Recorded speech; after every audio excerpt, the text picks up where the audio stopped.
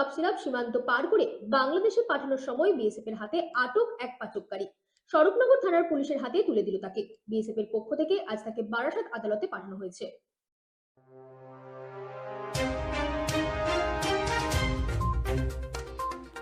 গতকাল রাতে স্বরূপনগর থানার সীমান্ত এলাকা তারালি সীমান্ত দিয়ে ইশারুল একটি মোটর বাইকে করে সীমান্ত পার হওয়ার চেষ্টা করছিল।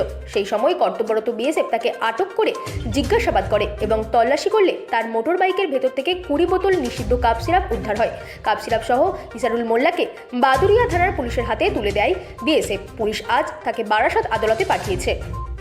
Bureau report, রাতদিন news network.